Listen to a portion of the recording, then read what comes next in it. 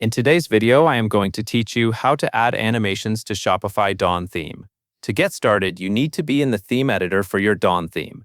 This is where you can control the visual style of your store without touching any code. Once you are in the editor, look to the left sidebar. You are going to click the gear icon, which is the theme settings area. This section affects your theme globally, meaning the choices you make here can apply across multiple pages and sections. After you open Theme Settings, find and select the Animations tab. This is the main control panel for motion effects in Dawn. Animations can make your store feel smoother and more modern, but it is best to keep them subtle so the site still feels fast and clean. First, enable Page Transitions. When this is turned on, customers will see a gentle fade-in and fade-out effect as they move from one page to another. This helps the browsing experience feel more polished, especially when someone is clicking between collections, product pages, and the cart.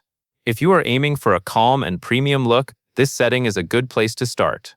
Next, find the card hover effect setting. This controls what happens when someone hovers over a product card or similar content. Change it to the vertical lift option or to enlarge.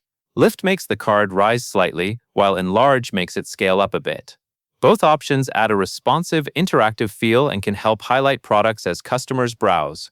If you want a more subtle effect, lift usually feels a little lighter than a stronger scale effect. After that, keep an eye out for sections that include a reveal on scroll checkbox. Not every section will have it, but when it is available, enabling it will cause elements to slide up into view as the visitor scrolls down the page. This can make long home pages and content sections feel more engaging and easier to scan. Finally, make sure you click Save. Saving locks in your animation settings so they actually apply to your live theme once you publish or update. That covers everything you need to know.